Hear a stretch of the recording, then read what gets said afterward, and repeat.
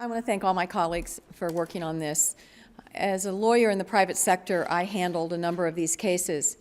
And frankly, I talked to women that had a sense that they were being discriminated against, and they came to me and said, "Can you take this case?" And I said, "We've got to have evidence."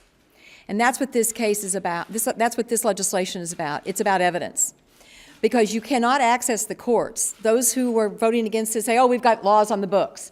We have laws on the books that you can sue if you're being discriminated against based on gender, but you can't sue if you don't have the evidence. And that's what this legislation is about, is empowering every woman to be able to get the evidence without fear of retaliation, without fear of being marginalized in the workplace, because she just wants to know a simple answer to a simple question.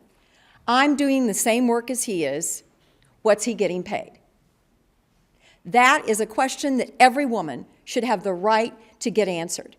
And when, in fact, she finds out that she's making less than that guy, then the company, in this legislation, the burden now shifts.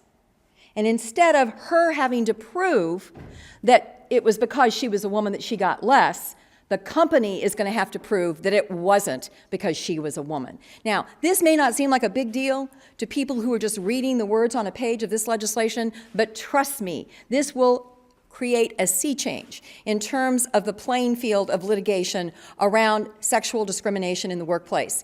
And that's what this legislation is about. It's imperative that we pass it, because until women have the information, they will always be dragging in terms of their pay and compensation.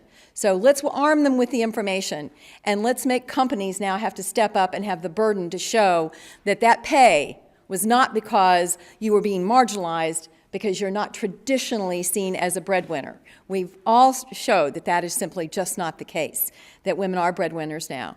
I'm proud of this legislation. I'm proud to work for it, and I hope that our colleagues that are against this legislation do a real gut check, because this is a message to America as to whether or not women in this country can get a fair shot.